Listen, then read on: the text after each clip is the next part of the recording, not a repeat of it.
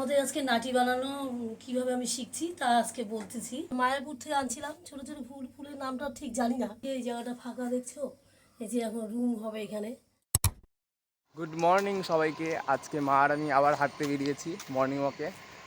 আর এখানে আজকে ওয়েদারটা বেশ ভালো, কালকে রাতে বৃষ্টি হয়েছে সারাদিন। আর কিছু বলবা? এখন বাড়িতে যাবো, গিয়ে রান্না করবো, ঘর ঝাড় দেবো, তারপরে এলো বাসন টাসন মাজবো।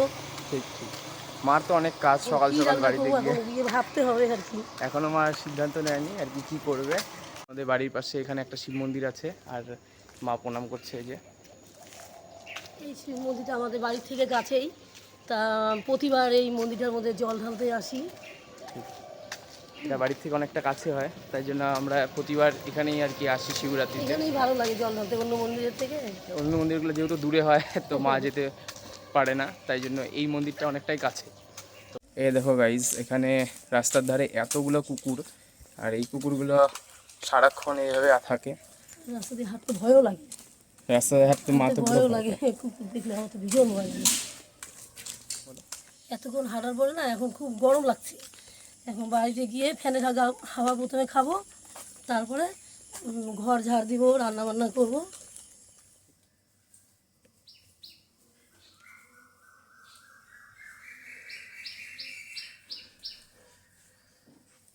এই যে এই জায়গাটা ফাঁকা দেখছো, এই যে এখন রুম হবে এখানে।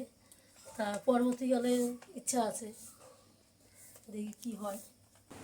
এখন আমি স্নান করে উঠলাম, উঠে এখন সিঁদুর পরবো, সিঁদুর পরে ছাদে গিয়ে কিছু ফুল তুলে ঠাকুর পূজা করে রেডি করবো।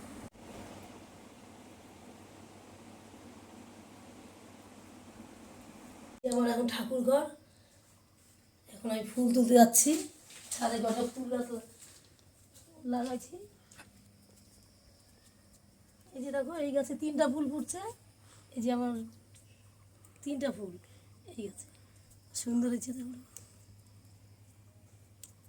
আবার এই গাছে আবার 2টা ফুল ফুটছে, এই দেখো কালারগুলো কি সুন্দর। এই যে এই গাছে চায়না টগর, এই ফুল দিয়ে আমার পূজা হয়ে যায়। যে কটা লাগাইছি, কারি পাতা গাছ, লঙ্কা গাছ, চায়না ফুল, এটা লঙ্কা গাছ। এটা মায়াপুর থেকে আনছিলাম ছোটো ছোটো ফুল, ফুলের নামটা ঠিক জানি না, তবে ফুলগুলো ফুটলে সুন্দর লাগে দেখতে। এটা লাল ফুল, এটা হলুদ ফুল, কালারগুলো সুন্দর হয় ফুটলে। এটা চায়না ফুল, মানে চায়না টগর আর কি। এটা 12 মাস ফোটে নাই আজকে এই গাছটা।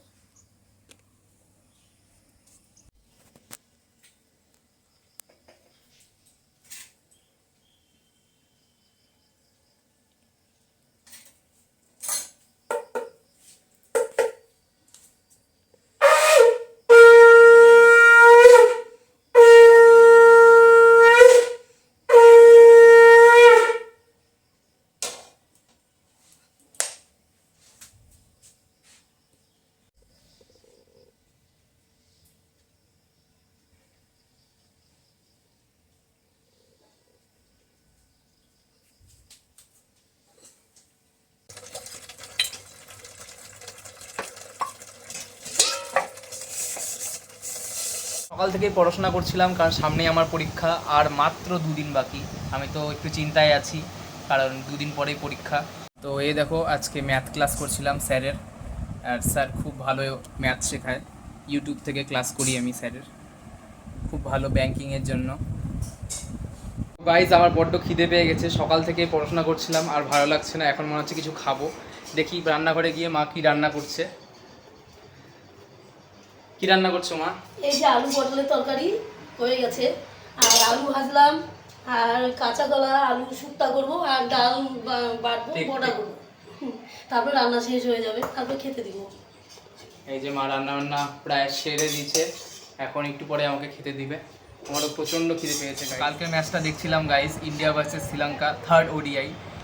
আর কালকের ম্যাচটাও খুব খারাপভাবে ইন্ডিয়া হেরেছে, তো সত্যি খুব খারাপ লাগছে। এই দেখো, আর রোহিত শর্মা খুব ভালো খেলেছিল, মানে টোটাল ওভারঅল এই যে সিরিজটা হয়েছে বাকিরা কেউই রান করতে পারেনি সেরকম, আর তাই জন্য শ্রীলঙ্কা খুব ভালোভাবে ডমিনেট করে ইন্ডিয়াকে হারিয়ে দেয়। ফার্স্ট ম্যাচটাও ড্র হয়ে গেল, আর 1 রানে যে ফার্স্ট ম্যাচটা হারলো সত্যি খুব খারাপ লাগলো। এই খেলাটা নিয়ে আমার ভাই অমি বরাবরই খুব সিরিয়াস, আর প্রত্যেকটা ম্যাচ দেখে, আর পরপর 2টা ম্যাচ হেরে যাওয়ার পর ও খুবই খারাপ লেগেছে ওর। আর কি বলবো, এ দেখো এক্সপ্রেশন দেখতেই পারছো। আরে মানে কালকে খেলাটা দেখেছিলাম তো ইন্ডিয়াকে ফার্স্টে দেখে মনে হলো যে রানটা খুব বেশি না, কি মানে পিচও টাফ আর খুব বেশি রান দরকার ছিল না ইন্ডিয়া ব্যাটিং করতে নামলো, তারপর যে পরপর যে উইকেটগুলো গেল, ঠিক মানে ঠিক ঠিক একদম সত্যি আশা করা যায়নি মানে এইভাবে ইন্ডিয়া হারবে। যাই হোক কেন গাইস, এটা এইগুলা সিরিজ কেন ইম্পর্টেন্ট, সামনে আমাদের চ্যাম্পিয়ন্স ট্রফি আছে। আমাদের আজকে নাটি বানানো কিভাবে আমি শিখছি তা আজকে বলতেছি। তা প্রথম প্রথম যখন আমি নাইটি বানানো শিখলাম তখন আমার মানে কত যে নাইটি নষ্ট করছি, নিজের নাইটি বের করে কেটে।